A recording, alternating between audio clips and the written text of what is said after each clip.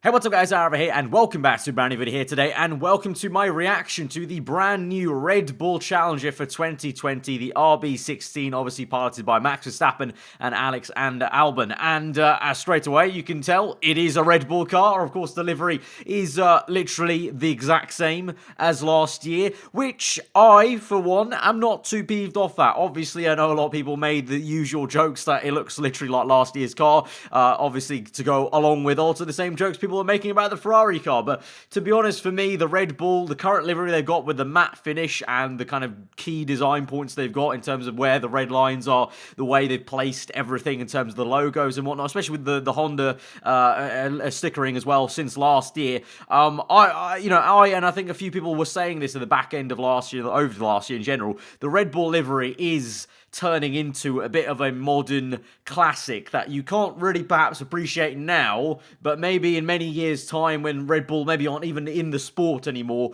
you might look back at the Red Bull liveried cars and think, yeah, you know what, that was a real classic look for a Formula One car. Very much like almost people look back at older designs from the 80s and 90s and say, those were classics. That was a really striking livery, really great one. I think the Red Bull one is going to become a timeless one that you'll look back on and appreciate. But of course, F1 fans are going to be F1 fans and say that why isn't anything changed there? I mean, to be fair, I also have been partial to when Red Bull used to change it subtly from 2012 to 2013, with splashes of colors here and there. But I think they found something that works really well for them. I've always liked the matte finish Red Bull. So lo and behold, that's the look of the Red Bull aesthetics-wise. So delivery-wise, nothing to get excited about. But the actual car itself is something to get excited about. There are some key changes to this car, especially the front end. They really have actually changed it quite a fair bit compared to what they usually do. Red Bull usually haven't done that much with the nose per se compared to this year. Looks like they've really changed that entire area of the car. And in general, obviously, we're looking forward to hopefully having Red Bull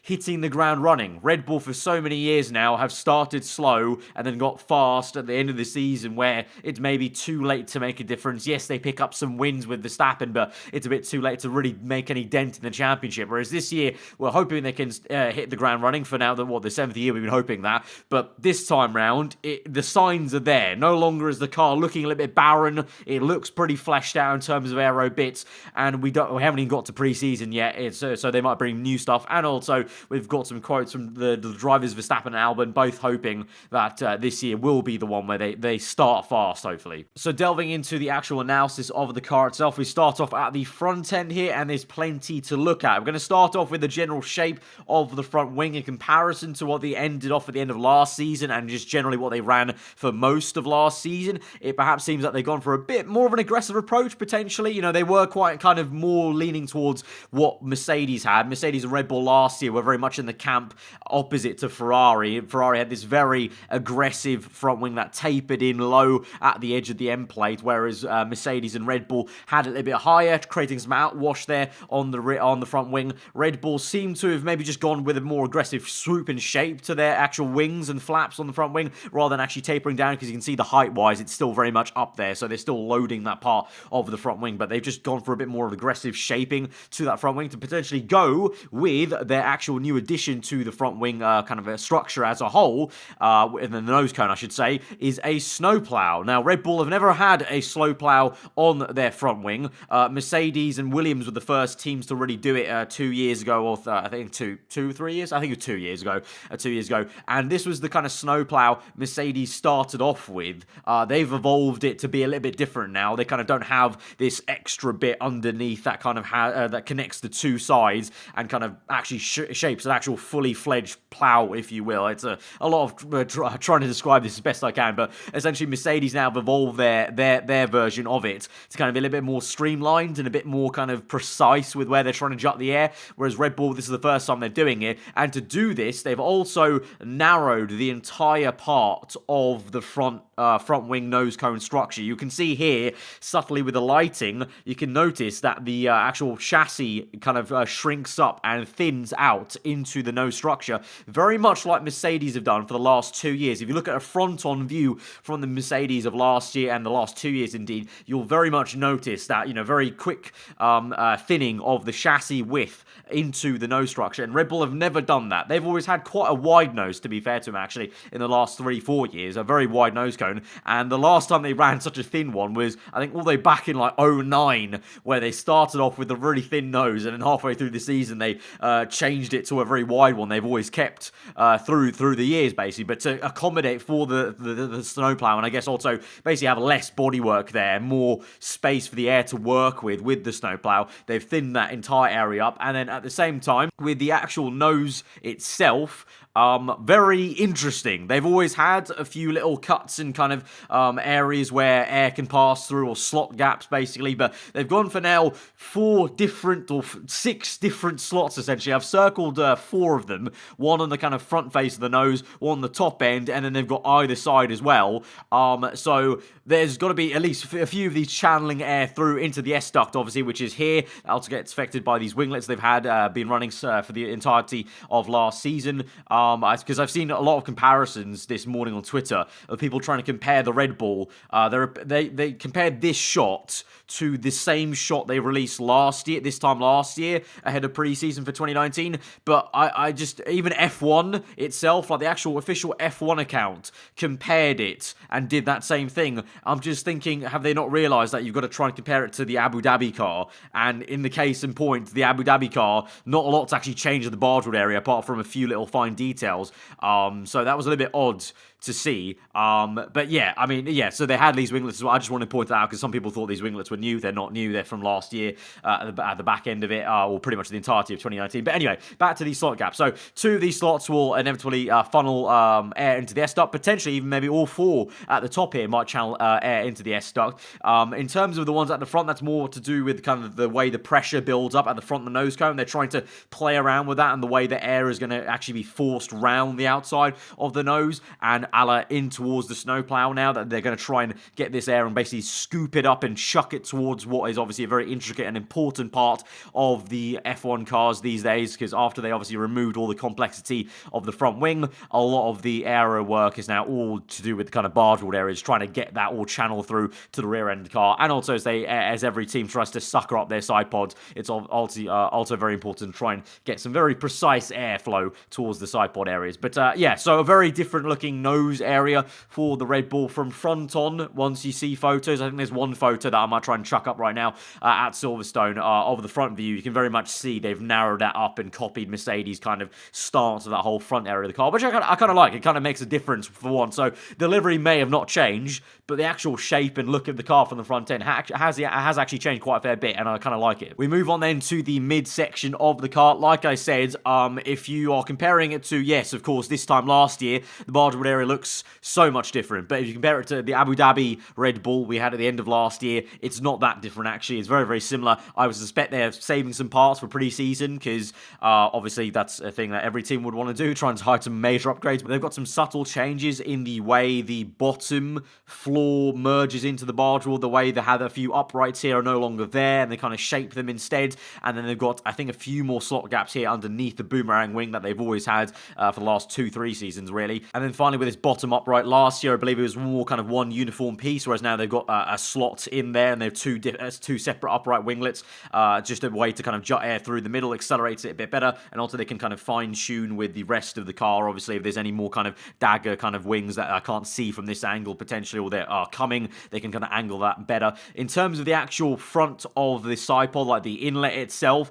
very much the same philosophy as they ran last year. Obviously, teams like Ferrari, if you watched the video I put out yesterday, have now copied what Red Bull and McLaren have been doing for the last 2 seasons, with this kind of wing that just protrudes upright there and has a tip vortices being created, and also in itself energizes the kind of turbulent air on the top of the side pod. They've had that for the entire time, so they just stick with it. Obviously, it allows them to have an undercut also on the inlet itself. And for Red Bull, compared to the way Ferrari have done it, Red Bull also house the actual structural impact, like the thing they have to have, the FI demand that they have to make sure the side impact is going to be fine if the driver gets in a crash. They have always used that like inside the wing itself on this bottom part, and then that connects onto the wing mirror, which obviously a lot of teams now are copying the style of, as I've said in the Haas reveal and the Ferrari reveal. I'm sure other teams will also copy what Red Bull have been doing, because I think their solution was the best solution, which was essentially just a kind of a wing on top, and they've just made it structurally integral, so it's still very much an aerodynamic wing, but it's still part of the wing mirror per se. The upright, very much the same from last year. Even the floor detailing, all very similar. If you look back at the Abu Dhabi photos, very, very similar to what they ended up with. Of course, it's a launch photo, and it's a launch car in terms of the shakedown they did at Silverstone, so they may well change that all for pre-season.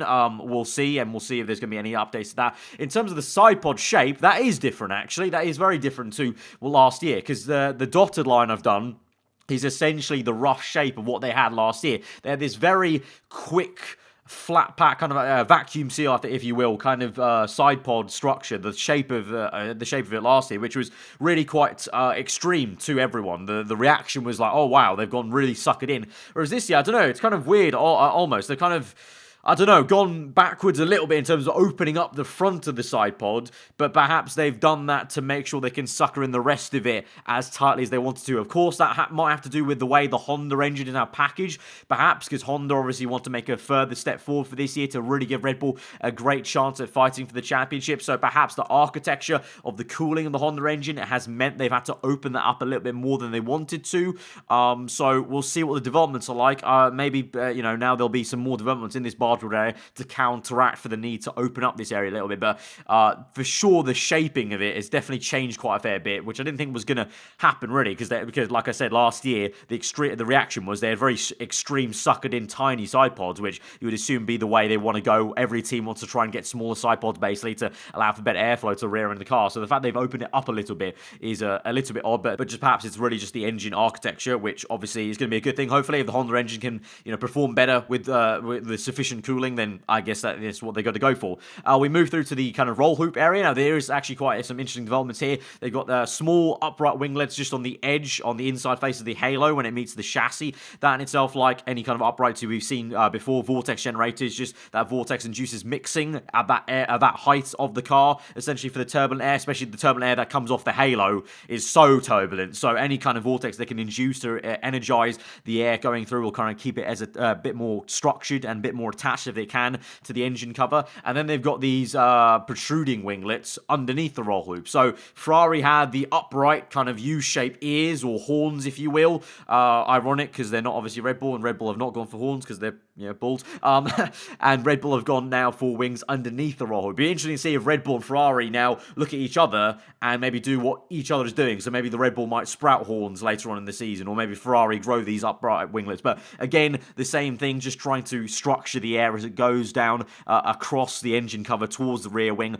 And then the rear end, I would say it's looking at photos from last year. It's hard to tell really with the lighting, Abu Dhabi photos, because all the Abu Dhabi photos are so dark with the shadow work. But it seems they have tried to tighten it up even more so on the rear end, but that just could be my eyes playing tricks on itself. But the rear end obviously is going to be very, very important for the Red Bull team. That's obviously their kind of domain, really, is the downforce portion of the car. They've always been great at that, and the chassis side of things. But last year, they start off, like I said, slow, whereas this year, I mean, the car they're showing here, which is usually not the full car that they show up with at Australia, is already looking really good. Like in terms of the developments they made at the front end, really excite me. Like I said, this entire area, they usually don't change this a lot, but they've really gone for it with the snowplow as well, and this very interesting nose that I'm sure we won't really know fully what they're doing there until maybe later on in the season, or once an actual tech expert looks at it. But it's exciting. So that's my short analysis of the Red Bull RB16. Like I said, the big hope is now, after so many years